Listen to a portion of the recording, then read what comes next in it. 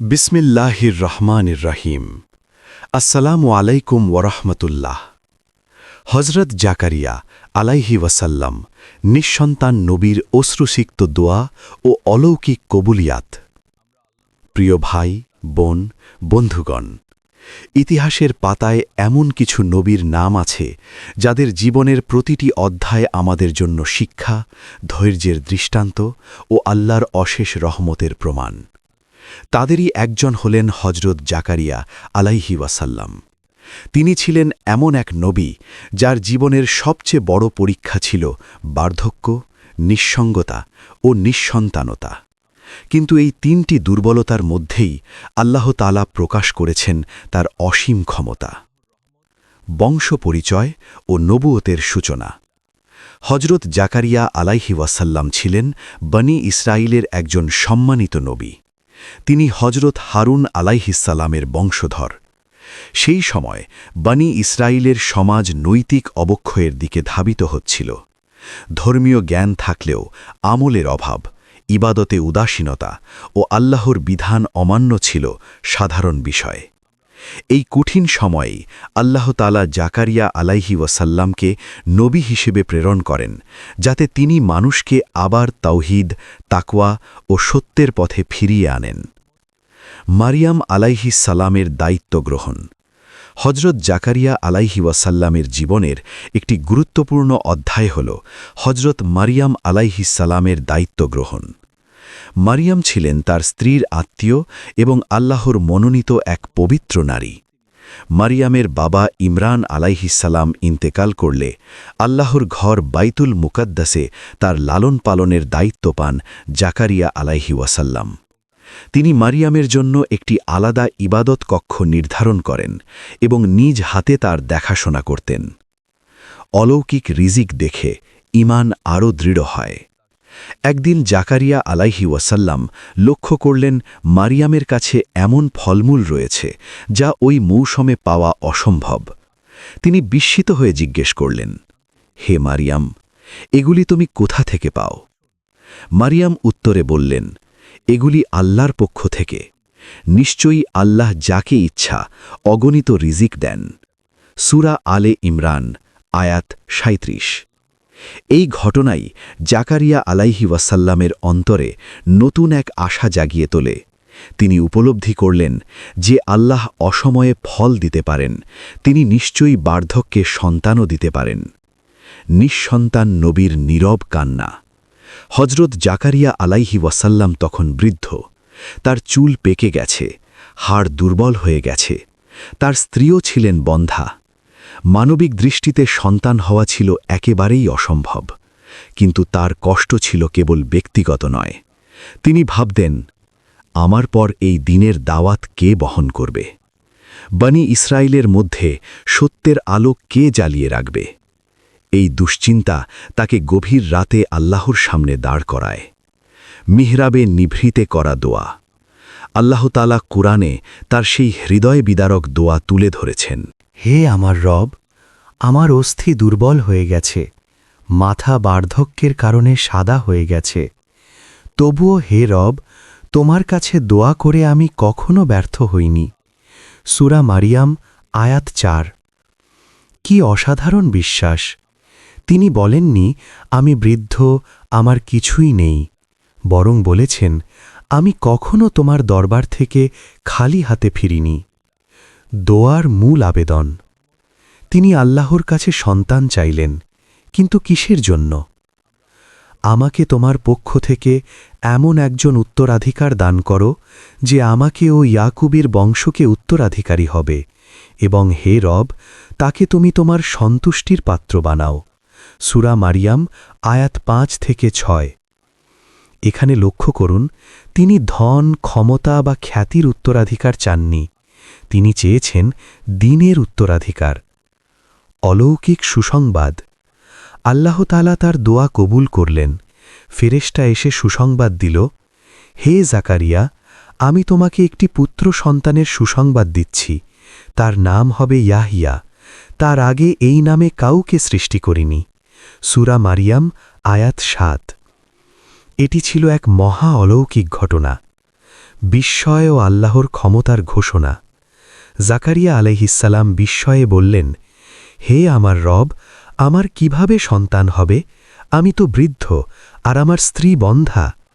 আল্লাহ তাআলা উত্তর দিলেন, এভাবেই আল্লাহ যা চান তাই করেন। সূরা মারিয়াম আয়াত ৯। এ যেন মানব যুক্তির ওপর আল্লাহর ক্ষমতার এক জ্বলন্ত প্রমাণ। নিদর্শন হিসেবে বাক রুদ্ধ থাকা। আল্লাহ তাআলা তাকে একটি নিদর্শন দিলেন। তোমার জন্য নিদর্শন হল, তুমি ৩ দিন মানুষের সঙ্গে কথা বলতে পারবে না, অথচ তুমি সুস্থ থাকবে। এই ৩ দিন তিনি ইশারা করে মানুষকে বোঝাতেন এবং আল্লাহর জিকিরে মগ্ন থাকতেন। হজরত ইয়াহিয়া আলাইহিসসালামের জন্ম। অবশেষে সেই অলৌকিক মুহূর্ত এল। হজরত ইয়াহিয়া আলাইহিসসালাম জন্মগ্রহণ করলেন, একজন মহান নবী, যিনি শৈশবেই প্রজ্ঞা লাভ করেছিলেন। আল্লাহ বলেন, হে ইয়াহিয়া, শক্তভাবে কিতাব ধারণ করো। সূরা মারিয়াম আয়াত ১২। শিক্ষণীয় বিষয়সমূহ। হজরত জাকারিয়া আলাইহিসসালামের কাহিনী আমাদের শেখায়, দোয়া কখনো বৃথা যায় না। অসম্ভব বলে কিছু নেই আল্লাহর জন্য। নিঃসঙ্গতায়ও আল্লাহ সবচেয়ে কাছে থাকেন। সন্তান চাইলে নেক সন্তান চাইতে হয়। ধৈর্য ও আশা কখনো ছাড়তে নেই। প্রিয় বন্ধু, হজরত জাকারিয়া আলাইহিসসালাম আমাদের শেখান, মানুষ যখন বলে সব শেষ, তখন আল্লাহ বলেন, এখন শুরু। আজ আপনি যদি হতাশ হন, দেরিতে কবুল হওয়া দোয়া নিয়ে কাঁদেন, তাহলে এই কাহিনী আপনাকে বলবে, আল্লাহ আপনার কান্না দেখছেন, আল্লাহ আপনার অপেক্ষা জানেন, আর আল্লাহর সময়ই সর্বোত্তম সময়। আল্লাহ আমাদের সবাইকে জাকারিয়া আলাইহিসসালামের মতো অটল বিশ্বাস ও ধৈর্য দান করুন। আমিন। হজরত জাকারিয়া আলাইহিসসালামের কাহিনী। দোয়া কবুলের পর দায়িত্ব, পরীক্ষার ধারাবাহিকতা ও নীরব ত্যাগ। অনেকে মনে করে, দোয়া কবুল হলেই বুঝি সব পরীক্ষা শেষ। কিন্তু আল্লাহর পথে চলা বান্দারা জানেন, দোয়া কবুল হওয়া মানেই নতুন দায়িত্বের শুরু। হজরত জাকারিয়া আলাইহিওয়াসাল্লামের জীবন তার উজ্জ্বল প্রমাণ। সুসংবাদের পরেও ভয় ও চিন্তা। হজরত ইয়াহিয়া আলাইহিসসালামের সুসংবাদ পাওয়ার পর জাকারিয়া আলাইহিওয়াসাল্লাম আনন্দিত হয়েছিলেন, এতে কোনো সন্দেহ নেই। কিন্তু এই আনন্দের ভেতরেও তার অন্তরে ছিল গভীর এক ভয়। এই সন্তান কি আল্লাহর পথে অবিচল থাকবে? এই সমাজের ফিতনা ও জুলুম থেকে কি সে নিরাপদ থাকবে? আমি কি তাকে যথাযথভাবে দিনের জন্য গড়ে তুলতে পারব? এখানেই একজন নবীর পার্থক্য। তিনি সন্তান চান শুধু পাওয়ার জন্য নয়, সঠিকভাবে গড়ে তোলার জন্য। সমাজের কঠিন বাস্তবতা। সেই সময় বনি ইসরায়েলের সমাজ ছিল অত্যন্ত বিপর্যস্ত। আলেমরা দিন বিক্রি করত দুনিয়ার স্বার্থে, শাসকেরা জুলুম করত, সত্য বলার মানুষ ছিল হাতে গোনা। নবীরা সেখানে ছিলেন সবচেয়ে বেশি বিপদে। হজরত জাকারিয়া আলাইহিওয়াসাল্লাম জানতেন, এই সমাজে নবী হওয়া মানে শুধু সম্মান নয়, বরং অত্যাচারের ঝুঁকি। ইয়াহিয়া আলাইহিস সালামের লালন পালন। আল্লাহ বিশেষ অনুগ্রহে ইয়াহিয়া আলাইহিস সালামকে শৈশবেই হিকমা দান করেন। কুরআনে এসেছে, আমি তাকে শৈশবেই প্রজ্ঞা দান করেছি। সূরা মারিয়াম আয়াত ১২। হজরত জাকারিয়া আলাইহিওয়াসাল্লাম নিজ হাতে তার ছেলেকে শিক্ষা দিতেন। তাকবা, সত্যবাদিতা, দুনিয়ার মোহ থেকে দূরে থাকা, আল্লাহ ভীরুতা। তিনি জানতেন, একজন নেক সন্তান গড়তে হলে আগে নিজেকে নেক হতে হয়। বাবার চোখে ভবিষ্যৎ নবী। এক পিতা হিসেবে তিনি ইয়াহিয়াকে ভালোবাসতেন, কিন্তু নবী হিসেবে তিনি তাকে প্রস্তুত করতেন কষ্টের জন্য। তিনি বুঝাতেন, সত্য বললে মানুষ তোমাকে ভালোবাসবে না, কিন্তু আল্লাহ তোমার ওপর সন্তুষ্ট থাকবেন। এটা সাধারণ কোনো শিক্ষা নয়, এটা নবীদের উত্তরাধিকার। ক্ষমতাবানদের সঙ্গে সংঘর্ষ। হজরত ইয়াহিয়া আলাইহিসসালাম বড় হওয়ার সঙ্গে সঙ্গে সমাজে সত্য বলা শুরু করলেন। তিনি জালিম শাসকদের অন্যায় প্রকাশ্যে নিন্দা করতেন। এতে ক্ষমতাবানরা ক্ষিপ্ত হয়ে ওঠে। হজরত জাকারিয়া আলাইহিওয়াসাল্লাম বুঝতে পারছিলেন, ঝড় আসছে। পিতার অন্তরের কান্না। ইতিহাস বলে হজরত জাকারিয়া আলাইহিওয়াসাল্লাম আল্লাহর কাছে গোপনে কাঁদতেন। তিনি হয়তো বলতেন, হে আল্লাহ, এই সন্তান তো তোমার আমানত, তাকে হেফাজত করো, আমার চোখের সামনে যেন তাকে হারাতে না হয়। কিন্তু আল্লাহর পরিকল্পনা মানুষের কল্পনার ঊর্ধ্বে। নবীদের জীবন কখনো নিরাপদ ছিল না। এই জায়গায় আমাদের বড় একটি শিক্ষা আছে। নবীদের জীবনও কষ্টমুক্ত ছিল না, বরং তারা ছিলেন সবচেয়ে বেশি পরীক্ষিত।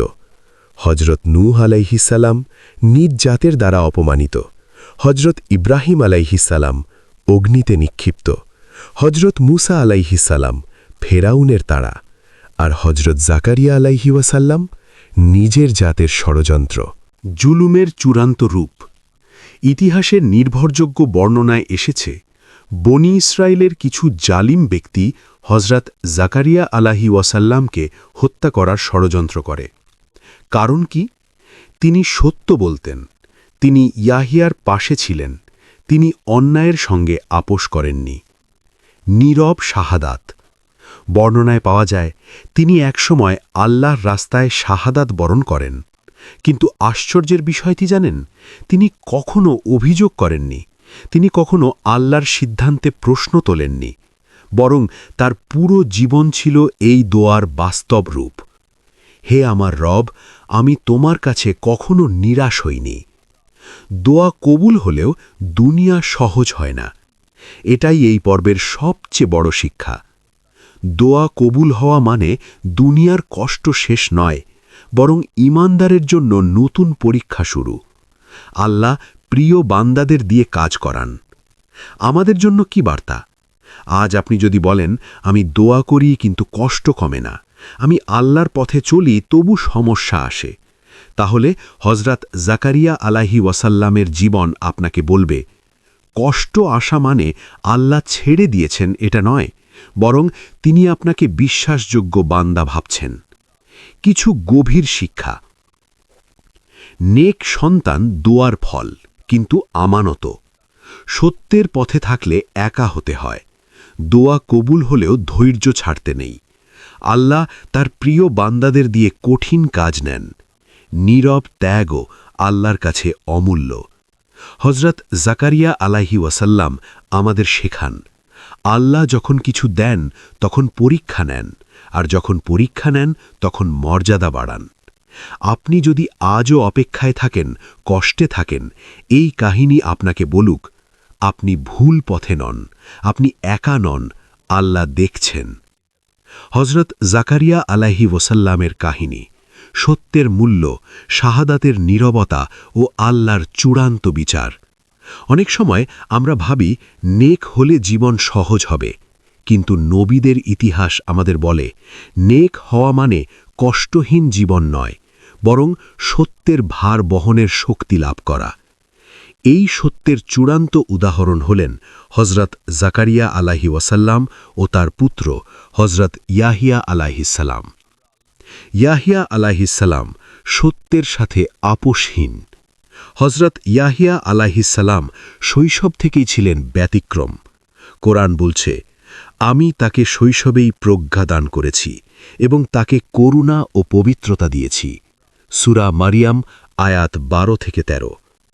তিনি ছিলেন অত্যন্ত সংযমী, দুনিয়ার মোহ থেকে মুক্ত, অন্যায়ের বিরুদ্ধে আপোষহীন, আল্লাহ ভীরু ও সত্যবাদী।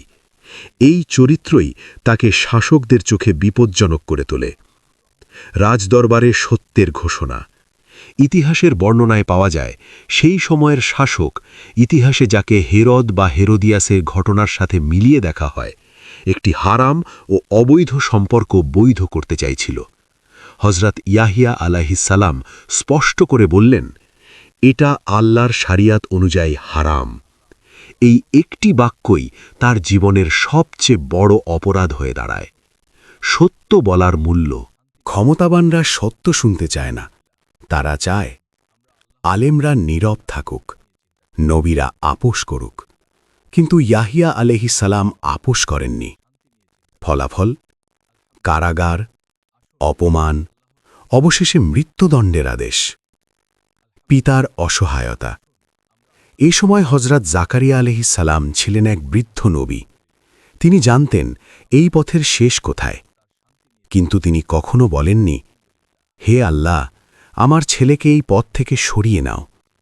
বরং তিনি জানতেন নবীদের সন্তান মানে দুনিয়ার আরাম নয়, আখেরাতের মর্যাদা। ইয়াহিয়া আলাইহিসসালামের শাহাদাত ইতিহাসের সবচেয়ে হৃদয় বিদারক অধ্যায়গুলোর একটি। হজরত ইয়াহিয়া আলাইহিসসালামকে নির্মমভাবে শহীদ করা হয় শুধু একটি কারণে, তিনি হারামকে হারাম বলেছেন, তিনি সত্যকে সত্য বলেছেন।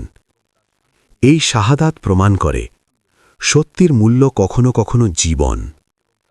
জাকারিয়া আলাইহিসসালামের শেষ অধ্যায়। ইয়াহিয়ার শাহাদাতের পর হজরত জাকারিয়া আলাইহিসসালাম হয়ে যান আরও নিঃসঙ্গ।